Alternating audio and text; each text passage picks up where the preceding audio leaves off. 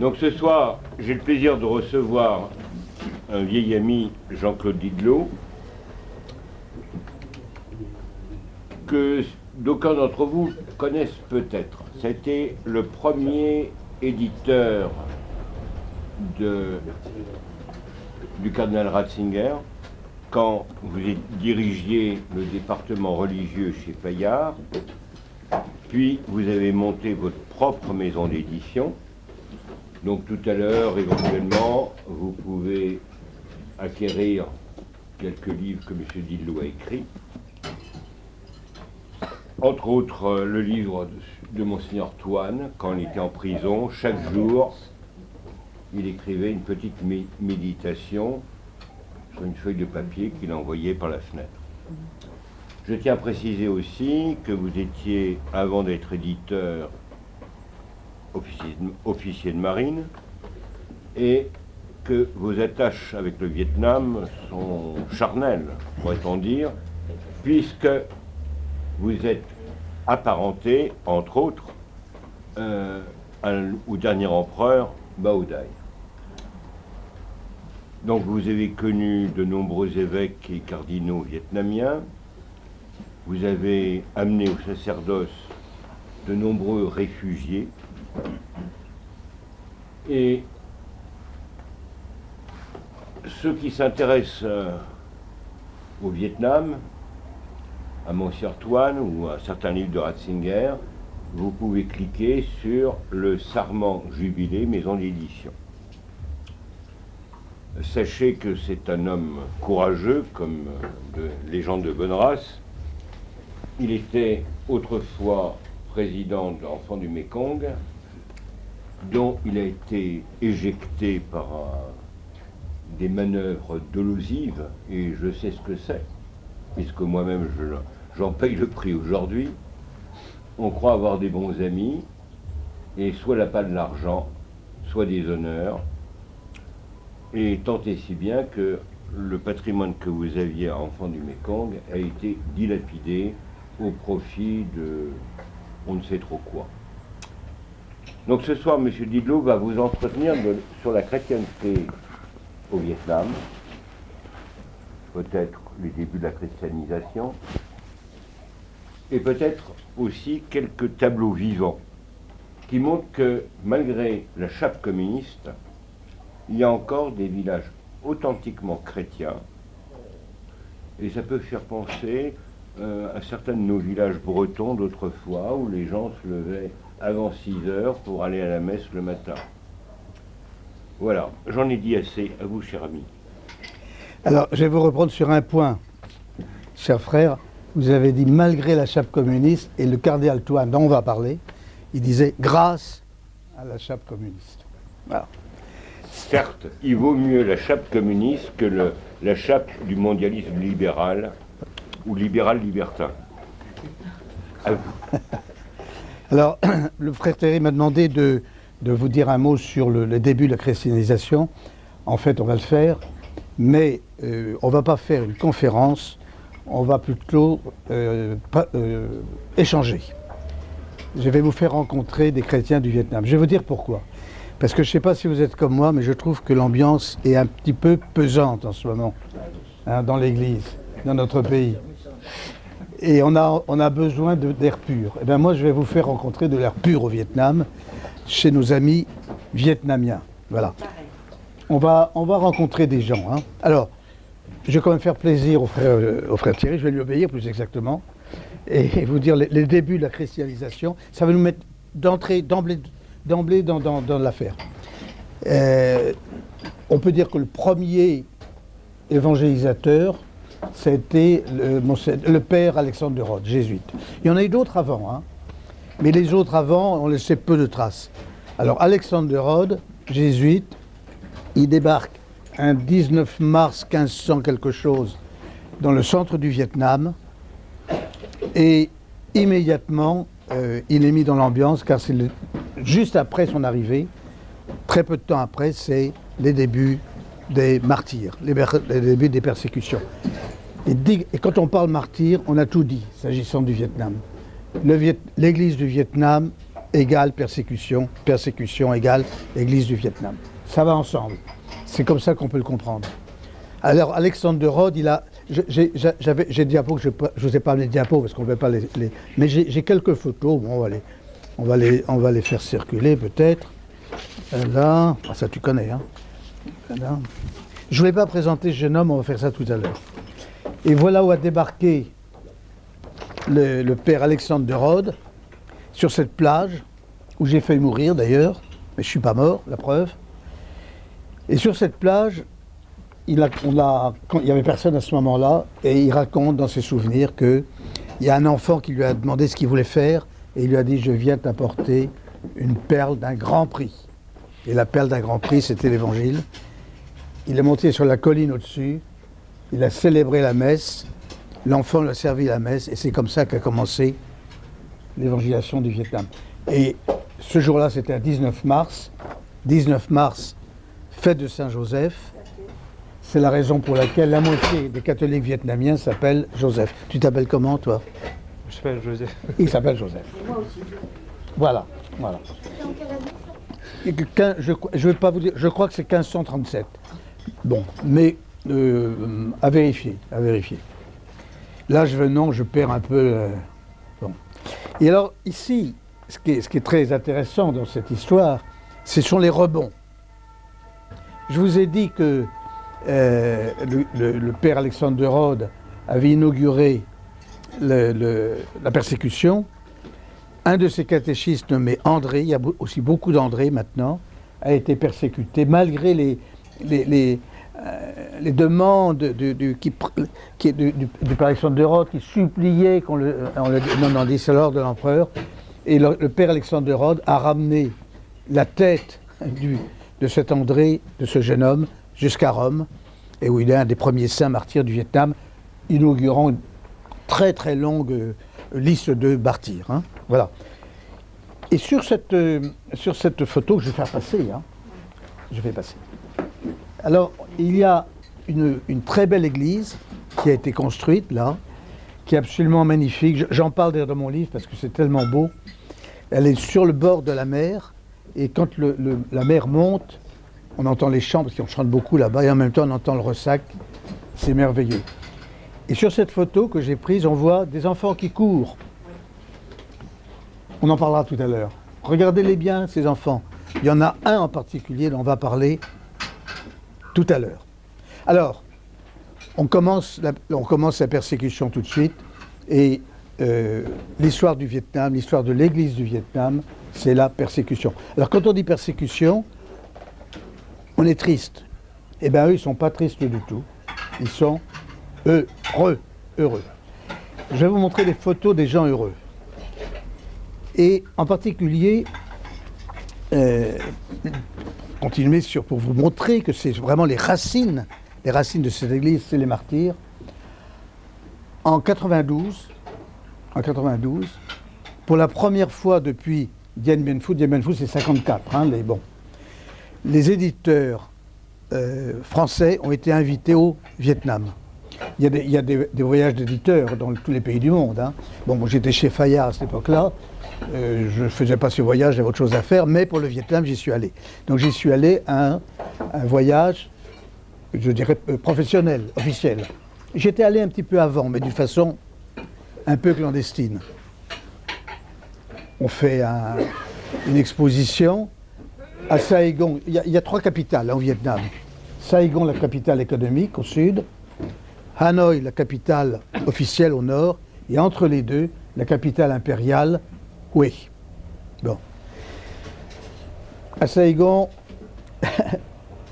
l'exposition a lieu dans les locaux appartenant au parti. Et curieusement, mes livres, qui étaient tous des livres chrétiens, ont disparu. On a perdu là. Ça arrive. Perdu là. Bon. Mais à Hanoï, c'était dans l'ambassade de France. Donc, mes livres étaient là. Et je m'étais amusé. J'avais mis toute une collection qui s'appelle Ce que dit le pape. Bon. Puis il y avait d'autres livres, tous religieux. J'ai eu le bonheur d'inaugurer cela avec le ministre de la Culture. Bon, c'était évidemment un peu... Et le lendemain, on voit arriver plein d'étudiants faut dire qu'en 92, c'était particulièrement pauvre, hein, le Vietnam. Et ces étudiants, ils n'avaient pas de livres, et ils venaient recopier des livres de philo, des livres de maths, des livres de tout ce qu'on veut, d'architecture, bon. Mais il y en avait un qui recopiait que mes livres. Alors, je m'approche de lui et je lui dis, mais vous recopiez que mes livres en français? Il me dit, ah oui, je suis étudiant de français. Je dis, oui, mais vous recopiez que les livres religieux, là. Il me dit, ah tiens, je n'ai pas remarqué. Alors là-dessus, il m'emmène. Bon, on va prendre un thé à côté. Il me fait passer un examen de catéchisme. Et à la fin, c'est pour montrer qu'il manquait de discernement, il me dit, je vois que vous êtes un bon catholique. Bon, là, bon, tout le monde peut se tromper, hein. J'étais catholique, c'est vrai, mais bon, non. Très bien, donc, ce garçon m'explique qu'il était séminariste clandestin. Car il faut savoir qu'au Vietnam, à cette époque, et encore maintenant, les évêques du Vietnam ont le même problème que les évêques en France. Un problème de nombre, mais à l'envers. À l'envers. Là-bas, il y en a trop, ici, il n'y en a pas assez, d'après ce qu'on a dit. Voilà.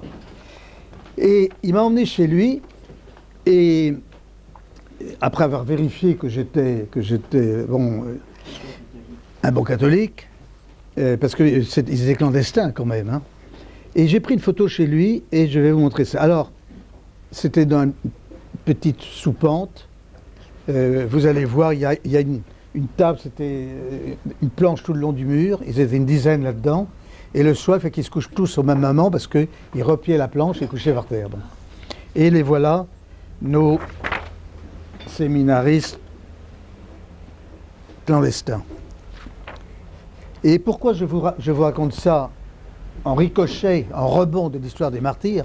C'est parce que l'histoire a une suite. Alors lui, il était cyclopousse. Vous savez, c'est très pour gagner sa vie, quoi.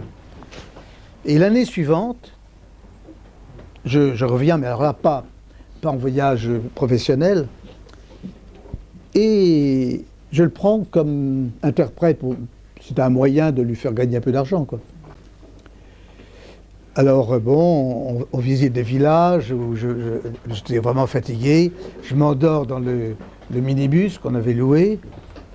Je lui dis, on rentre à Hanoï, très bien. Puis vers minuit, 11 heures du soir, je me réveille, je me retrouve en race campagne. Je suis à un moment de panique quand même. Et on était dans l'évêché de Bui Chu. Bui Chu, c'est un des grands évêchés du Nord-Vietnam. Parce qu'il faut savoir que les évêchés, autrefois, étaient souvent construits à la campagne. C'était des missions qui avaient construit ça. Bon, je me couchais. Et à minuit sonnait au clocher du village. Je le vois entrer, accompagné d'un prêtre. Là-bas, il n'y a pas de vitre. Hein, maintenant, il y en a parce qu'ils sont un peu climatisés, mais bon. Donc, on entend tout. Et il me fait comme ça. Et puis, il me met un papier sous le nez. Je ne l'ai pas amené, mais je l'ai. Avec les armes de l'évêque. Il y avait marqué « Nous, évêques du Bui Chu, par la grâce de Dieu, hein, nous confions à M. Didlot, jusqu'au sacerdoce, les 3 jeunes séminaristes comme ça, 1 et 3 noms. » J'ai dit, attendez, là, il y a une grosse erreur, là. Là, j'ai écouté, il y a une très grosse erreur. Alors l'autre me fait, chut. Ben oui, j'ai dit, mais il y a quand même une grosse erreur, quoi. Non, alors, et il me fait cette réponse qui est vraiment vietnamienne, il me dit, monsieur, c'est l'ordre de Monseigneur. En France, quand on dit c'est l'ordre de Monseigneur, ben oui, même frère Thierry qui est pourtant très docile, hein. Voilà. Donc,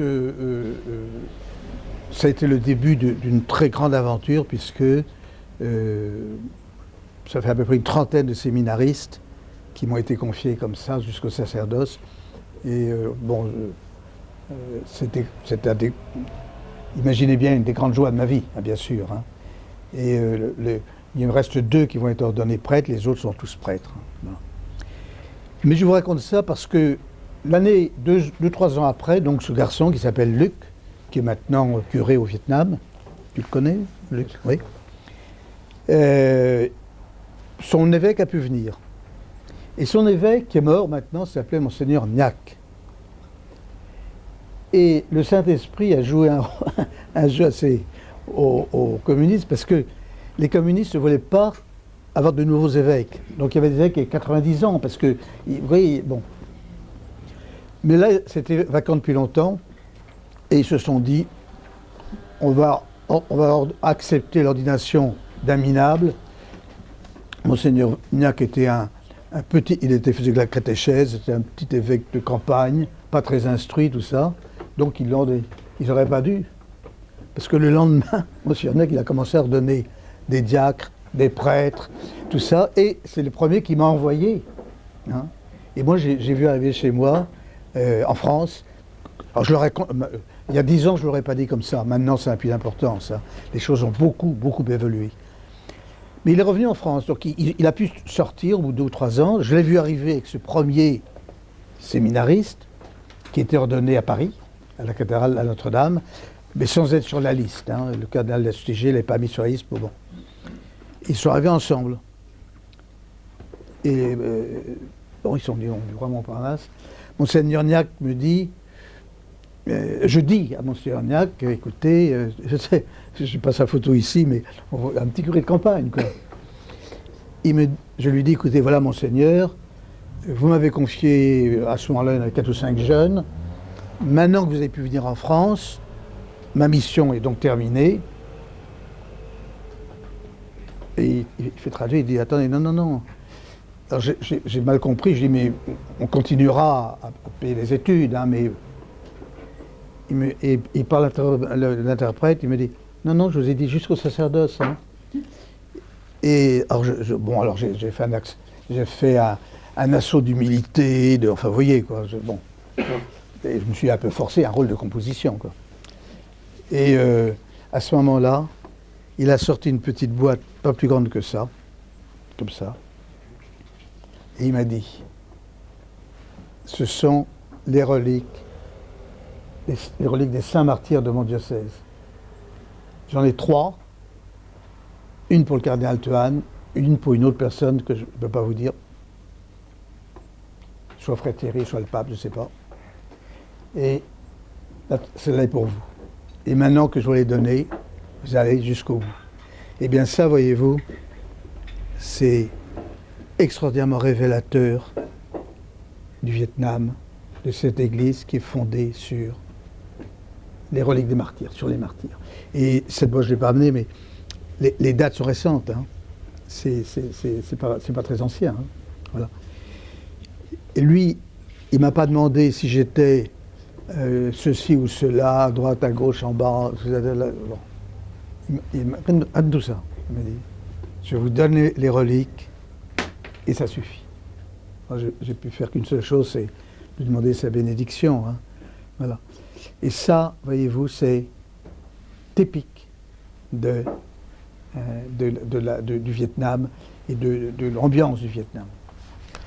Je viens de vous dire que ces reliques étaient récentes. Mais, attendez, il va y en avoir de plus récentes encore. Hein. Frère Thierry vient de parler du cardinal Thuan. Mais le cardinal Thuan, il est déjà déclaré vénérable, et il va très probablement être béatifié, et on peut même dire que le pape Jean-Paul II, qui a présidé à ses obsèques, ce qui est rare, les gens qui connaissent un peu le Vatican m'ont dit, vous savez, dans son homélie, c'était une canonisation avant l'heure. Hein. Voilà.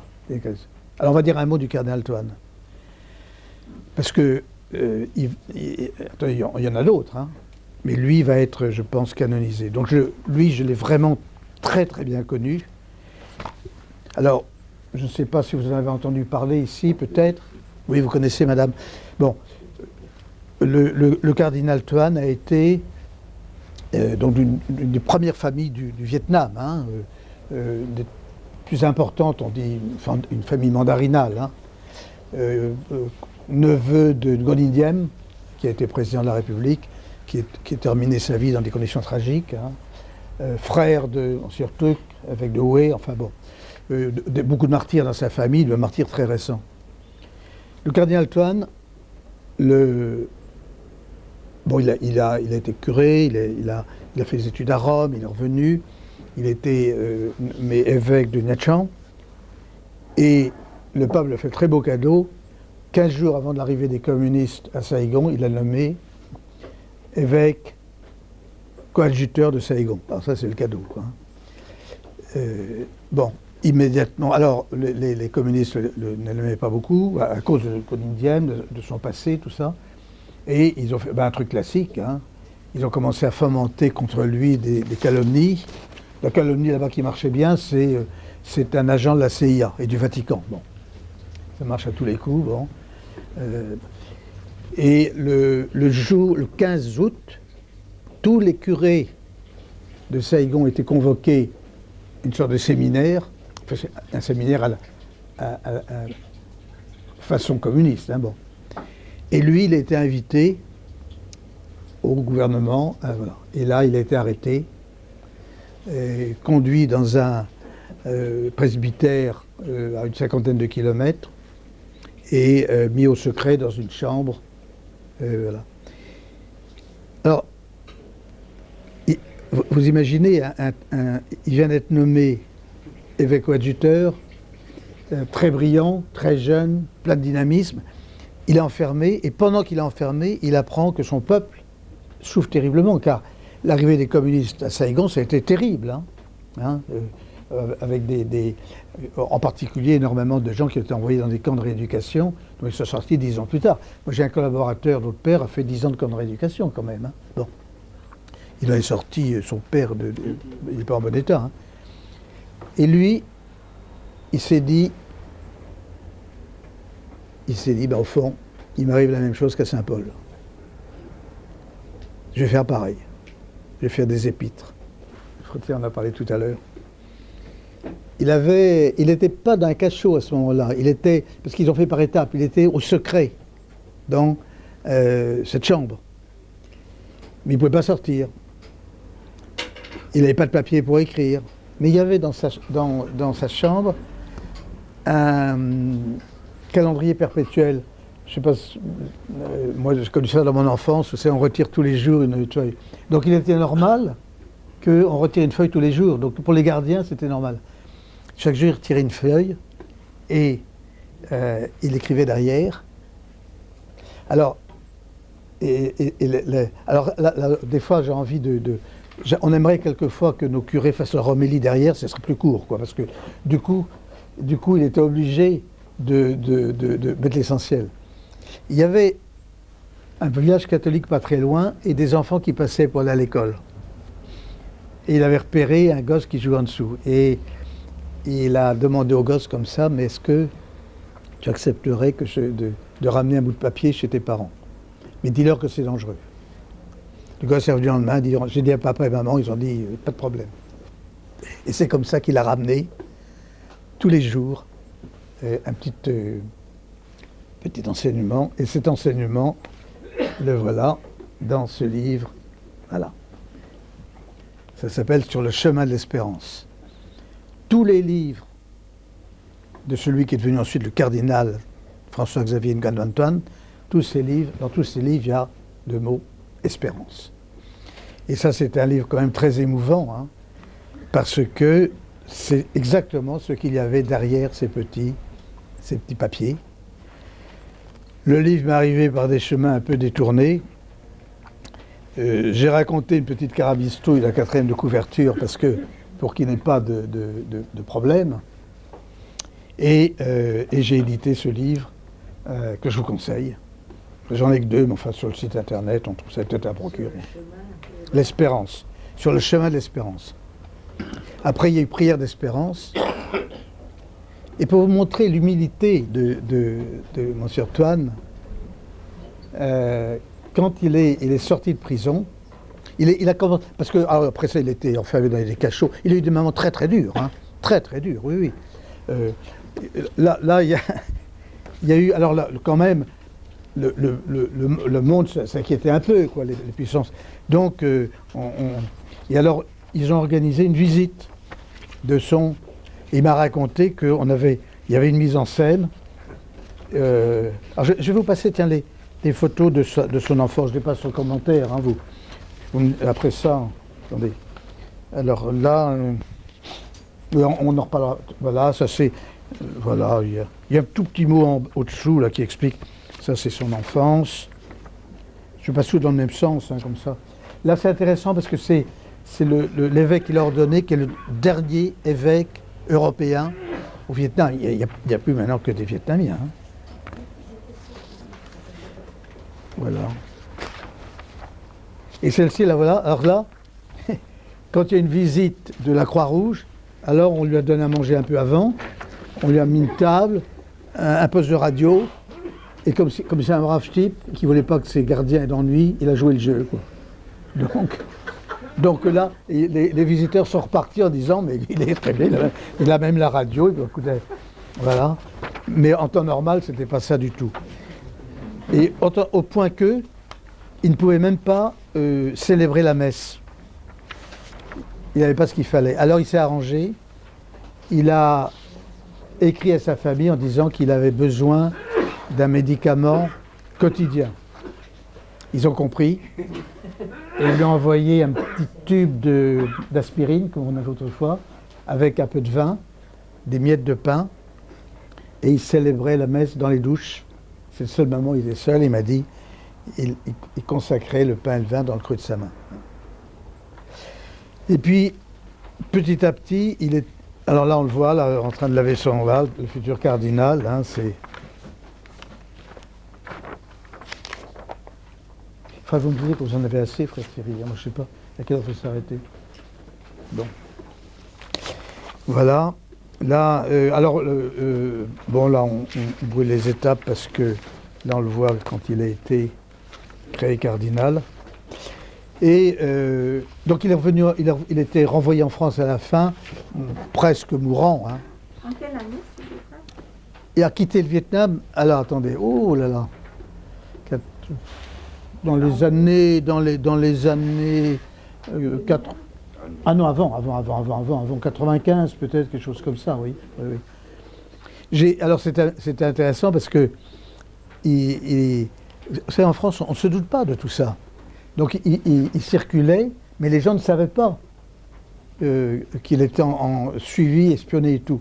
Et un jour, il a fait une conférence, je crois que c'est au centre Bernanos, 400 personnes, et il me dit, il y a 3 espions là-dedans, de la sûreté évidemment, mais il avait de l'humour.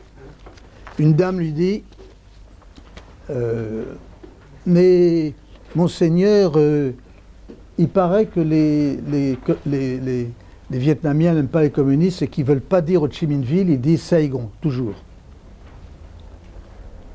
Alors, monsieur a dit, bon, écoutez, je prends les questions, j'ai répondu tout à l'heure. Puis alors, à la fin de la séance, il dit, ah, il m'a posé une question tout à l'heure. Ben, il dit Saigon parce que c'est plus court à dire, vous savez. Donc, et alors, donc, il a joué un tour curieux aussi parce que ils l'ont mis dans un cachot, puis en prison. Enfin, il a eu un peu de tout. Mais à chaque fois, il avait la mauvaise habitude de convertir ses gardiens. Et il me racontait qu'en se rasant ou en se lavant, parce que je ne sais pas, il chantait le Veni Creator. Et les gardiens, ils trouvaient ça beau. Donc toute la prison chantait le Veni Creator d'une seule voix. Bon. Alors quand ils ont vu ça, ils l'ont mis à la fin dans des bâtiments enfermés dans une sorte de caserne. Vous voyez, où c'est la caserne de la sûreté. Et à chaque fois, ils convertissaient les gens. Alors à la fin, les gardiens, le parti a fait la part du feu, et ils se sont dit, bon ben, de toute façon, on va laisser au même endroit, il aura converti cette famille, puis voilà, quoi. On laisse... Le cardinal Tuan, on en parlerait des heures, je ne vais pas le faire, mais quand même un petit peu, parce que, vous Vous savez, j'ai témoigné à son procès de béatification, hein, ce qui est extrêmement émouvant, hein, surtout quand on... Bon. Et je racontais quelques petites histoires du cardinal Tuan. Celle-ci, par exemple, un jour, je suis avec le chauffeur souvent quand il venait en France, et il était dans la voiture à côté de moi. Je dis, vous savez, je me fais attaquer des deux côtés. Il y a des gens qui me disent que comme je suis éditeur, je sacrifie les enfants du Mékong, et les autres qui me disent que comme je m'occupe des enfants du Mékong, je sacrifie l'édition. On a toujours des amis, bon. Alors, il ne me répond pas, il est à côté de moi, je dis, bon, je vais dormir. Puis à la fin, le soir, on avait beaucoup circulé, parce qu'il allait voir les familles catholiques réfugiées en France. Il me dit, vous m'avez posé une question. Je vais vous raconter une petite histoire, monsieur Didlot. Ah bon? Il me dit, vous savez, il parlait d'une voix très douce comme ça. Il y avait une fois une dame très pieuse qui allait à la messe tous les matins. Et la messe du matin, là-bas, c'est 4 heures. Hein. Et il me dit, vous connaissez, là, devant la cathédrale de Hanoï, il y a beaucoup de mendiants et tout, c'est vrai. Il y en avait beaucoup, des enfants des rues et tout. Il me dit, un jour, elle arrive, mais elle ne regardait pas la porte était fermée. Alors il y avait un petit mot écrit dessus, il me dit, c'est en vietnamien, mais je vais vous traduire. C'est Jésus qui connaît le vietnamien, mais il est écrit, je ne suis pas dans la cathédrale, je suis avec les pauvres, signé Jésus. Voilà. Il racontait il a été, quand il est revenu en France, parce que finalement il était interdit de séjour hein, là-bas, et le pape l'a nommé, l'a créé, comme on dit, cardinal. Et là, quand il est devenu cardinal, vous savez, peut-être ceux d'entre vous qui connaissent Rome, le Vatican, savent qu'une bonne partie des cardinaux habitent au palais San Callisto, qui se trouve dans le Trastevere. Et c'est pas injure de leur dire que c'est confortable, quoi. Bon.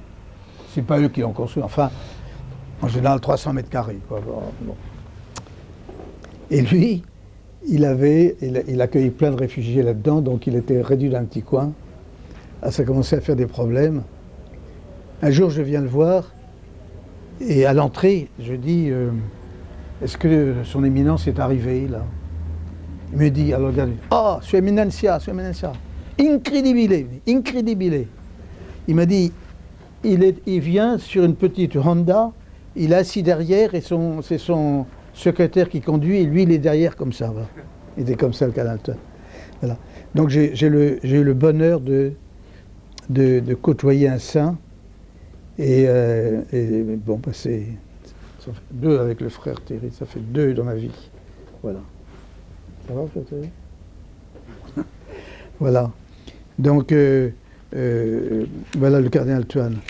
Le cardinal Tuan, on a assisté à des scènes étonnantes parce que c'est à ce moment-là, pendant qu'il était en France, qu'a été ouvert le procès de canonisation, de béatification de Vannes. C'est peut-être un Marcel Vannes, voilà. Et dont j'ai été le premier éditeur, dans des conditions un peu rocambolesques d'ailleurs. Et j'ai assisté à la messe d'ouverture du procès de Vannes, avec comme postulateur le cardinal Tuan, deux saints ou futurs saints d'aujourd'hui. Vous voyez, c'est ça qui est extraordinaire. Alors, en m'écoutant, vous allez se dire, au Vietnam, il n'y a que des cardinaux et des gens... Ah si, je raconte une autre histoire de cardinal quand même avant, pour vous montrer, parce qu'on a parlé de Bao Dai tout de suite. Un jour, j'étais dans la cour, là, près de la cathédrale de Hanoï, et vous avez la cathédrale qui est comme ça, ici, l'évêché, et là, l'ancien séminaire. L'ancien séminaire a été pris par la sûreté vietnamienne. Donc, il voit tout. Donc j'étais dans la cour, tout d'un coup, il y a la porte, et le vieux cardinal Tong, qui était très âgé, il me fait signe, ah, monsieur Dillon, venez donc. Bon, alors je monte, et il avait une petite lampe à pétrole, vous savez. Il me dit, oh, vous devez être fatigué, je vais vous faire un peu de thé. Bon, il me fait un peu de thé.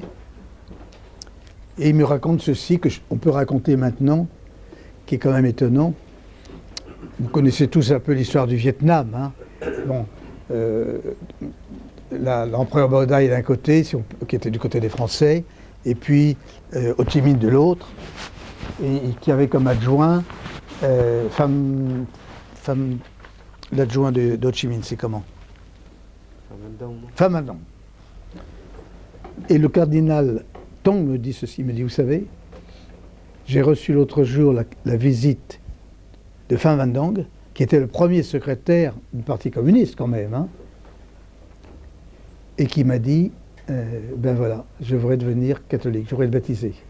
Il était en retraite, hein. Je voudrais être instruit. Pham Van Dong. On ne le sait pas au Vietnam, ça. Et alors le cardinal Tong lui a dit, mais monsieur le premier secrétaire, vous savez que si vous venez me voir, vous allez être opéré parce que tous mes visites en face. Et Pham Van Dong lui a dit, je le sais, c'est moi qui ai installé la sûreté là.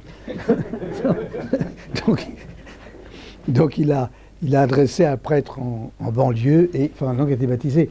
Mais ce qui est étonnant, c'est que l'empereur Bao Dai, fils du ciel, aussi a été baptisé à la fin de sa vie. Il est enterré à Passy, au cimetière de Passy. Donc les deux ennemis, on peut dire vraiment, sont tous les deux aujourd'hui. Oui. Et ça, vous voyez, c'est aussi un signe de cette église du Vietnam, ou du Vietnam, qui est cette spiritualité, vous voyez. Il y a dans ce peuple quand même, moi j'attribue ça aux chrétiens, un désir, vous voyez, un élan, on peut dire, hein, voilà, vers le... Alors, il faut qu'on parle aussi du peuple vietnamien. Il n'y a pas que des premiers secrétaires du parti, il n'y a pas que des empereurs, il n'y a pas que des cardinaux, il y a aussi un peuple. Et moi, je vous propose de rencontrer un village catholique. Je le connais.